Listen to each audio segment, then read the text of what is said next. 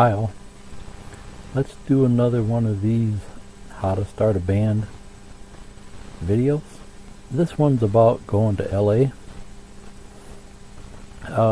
Most books that I've seen said don't go to LA because from what I read, they said there's 10,000 bands in LA. You don't want to be number 10,001. You know, that just seems like a daunting challenge.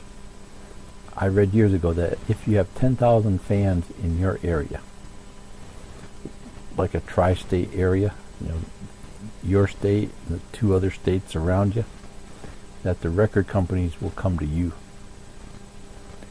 So the one band that I remember reading about was Hootie and the Blowfish.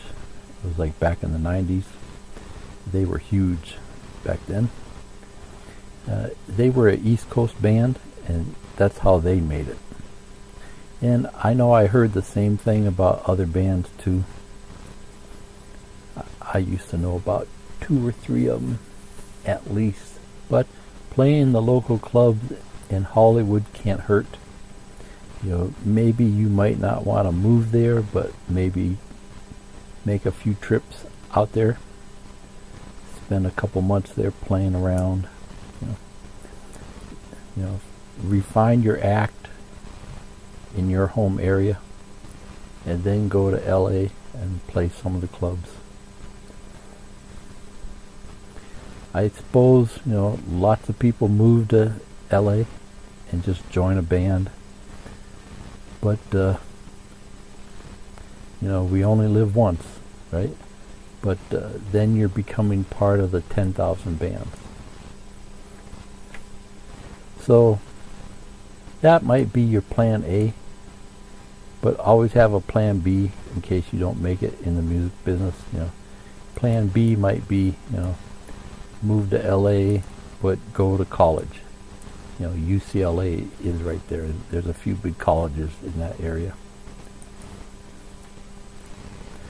The one club you always hear people talking about playing is the Troubadour. Here's pictures of the Troubadour. Let's see if we do a search online. See, we search for Troubadour. Then click on the images button. It shows a lot of pictures. So like go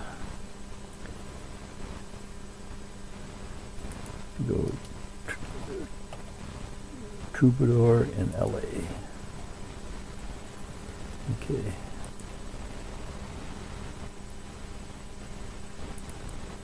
And then we'll right click and go open. And then we can click through these just to give you an idea of what it looks like. I've heard that a lot of famous people have started there.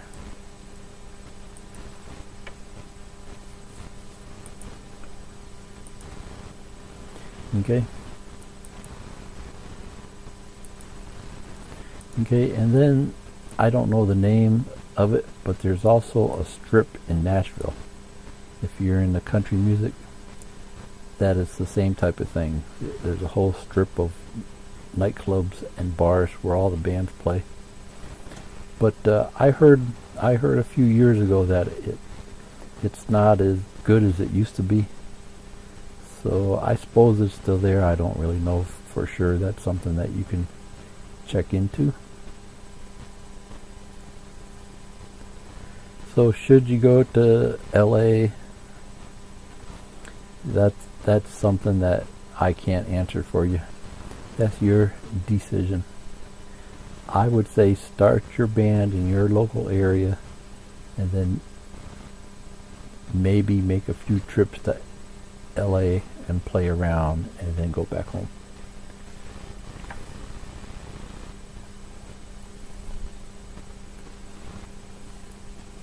Last I knew, a small apartment in LA, in Hollywood, was $1,500 a month. So, you know,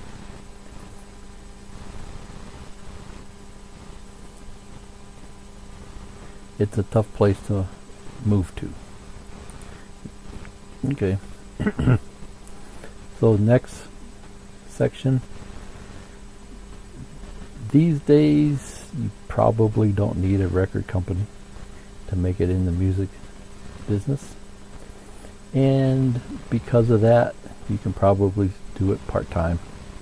You know, write your songs, record them, put them on YouTube, put them on iTunes, you know, play in your local area, and still lead a normal life, you know, a job, wife, kids, you know, life is where songwriting inspiration comes from.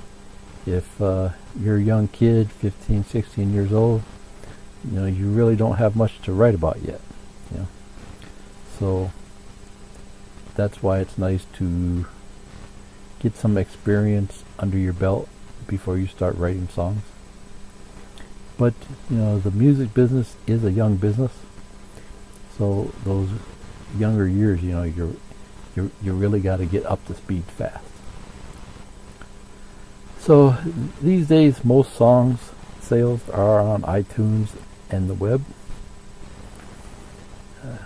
If you're handling the business, renting halls, getting the insurance, etc., you may not even want to bother with a record company. We talked about that earlier. Yeah. The main reason for a record company is to take the act national. You know, you may already be doing that. You know, you've got your own trucks, you're renting your own halls, traveling to the town. You know. And these days, you don't really need to put out CDs anymore. In my small town, we don't even have a store where we can buy music CDs. Walmart has a few of the popular ones, but it's not like a normal music store where there's thousands of different music bands. You know. Back in the 90s, we had 3 record stores in our mall, you know, all the big popular names. Plus we had one independent one on Main Street, but they're all closed up now. As far as I know, the only place in town to buy a music CD now is Walmart. And, you know, it's a town of probably 10,000 people or more. So over the years, I've had a lot of people ask me on different topics, not only music. You know, what should I do? Should I do it like this? Or should I do it with this? Or should I do it that way? Or should I do it this way? And my advice is do everything. You know, you can concentrate on YouTube. You can concentrate on YouTube and iTunes right now. That's something that you can do tonight. And then at the same time, work toward getting a record deal down the road. You know, why limit yourself to just one thing? But, you know, if you're putting your songs on iTunes and you're making a good buck at 99 cents a song, I'd say that's fine. I wouldn't worry about it. That's something that you have to make a decision on. Okay, so next section is when to quit. You know, when do you say, well, this ain't working, I'm just going to get a job. So, quit when it's no fun. When it gets to the point where you just don't enjoy doing it anymore, quit. Plus, you know, life happens. You know, you get wife, kids, job, house. It's hard to find the time to handle the band and cut the grass and paint the house and everything else. In general, I've heard that record companies won't buy your act if they know it's just a hobby for you. So if you're doing all this stuff and still trying to sell the act to the record companies, in general they say that won't work. Now, there's always the exception, but record companies expect you to be all in.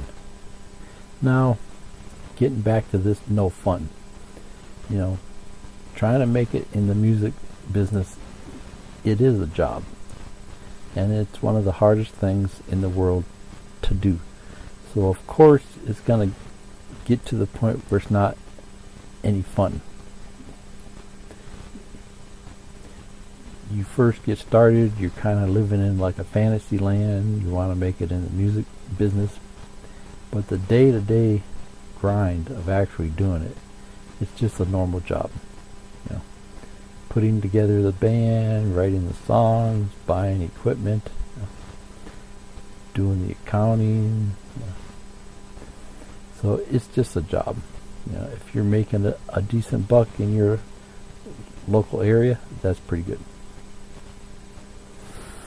Sometimes though, and this goes for other things too, sometimes we like the idea of doing something, but the reality of actually doing it on a day-to-day basis is a whole nother story. Like what am I talking about? Like I like golf, right? I like reading about it. I like going out in the backyard and swinging the club and hitting the putter. But actually spending the 4 hours a day out there on a golf course, that's not for me. I like the idea of playing golf, but actually going out and doing it for 4 hours to play 18 holes, nah. I go to the driving range, I'm done 15 minutes.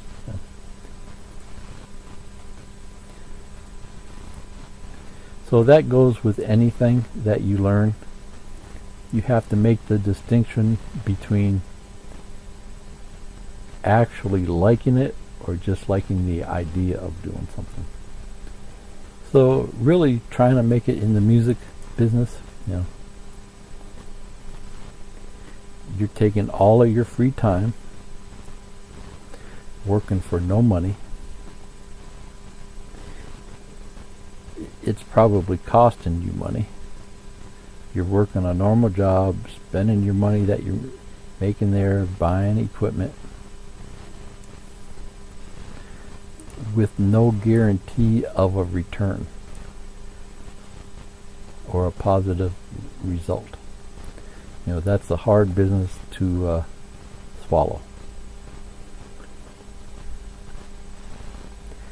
I guess the same thing can be said for any small business you start. But if you start a normal small business, most likely if you do it right, you're going to make some profit and be somewhat successful.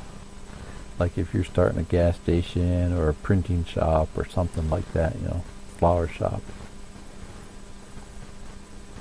So when to jump ship, no one can make that decision for you. That's just something you have to decide. So very few bands actually make it big. I don't know the exact number, but you can probably say 1 in a million would be a rough estimate. But you can make a decent living and have a lot of fun just playing locally. Okay, so something that you may not have thought of is you used to be able to go to your local concert hall. Like when the big bands come in, they bring in 2-3 semis full of equipment, and you used to be able to go there and sign up to be a roadie, just to help them set up for the day, and then to take it apart and pack it back up. Whether or not they're still doing that, I don't know. But if they still do that at your local concerts, that would be a place to get some real world learning. How to set up a stage, how to pack the truck, see how the pros set up their stage. So even if you don't want to do that, maybe if you go to a concert, go real early, as soon as the doors open, so you can see what they're doing, and then stay late. When they're done playing, stay as late as possible and watch how the guys start to tear the stage down. So there's a lot of videos on that on YouTube. Also, how to set up a stage for a band. And there's multiple systems there. There's the stage itself, the wooden stage, right? And you don't need some type of flooring. I remember hearing Paul McCartney had 2 or 3 inches of rubber on his stage because he didn't want to be electrocuted. And then there's the sound system, and there's actually 2 sound systems, one for the band and one for the audience. And then there's lights. You have to have lights. And then there's the power system, the electricity. And then you have to have your mixing board. And those are very expensive. So. Here's a video I saw on Whitney Houston, and she's real good at working the crowd. Now she's talking to the crowd, working the audience. She's having a good time, but that's also time that the band gets to take a break. Something might have broke, and the guys are busy working, fixing that, and she's talking, and the audience might not even know what's going on. Here's a couple videos I bumped into on how to set up PA systems. I'm not saying these are the best videos, but I just grabbed a couple to show you kind of what I'm thinking of. I'll try to do something later on, just for some real simple setups. But it's really not that hard. After you get everything plugged in, fine-tuning the sound, that's another story. Using your equalizers and things like that. Gotta have equalizers on every speaker. Okay, so next, 15 minutes of fame.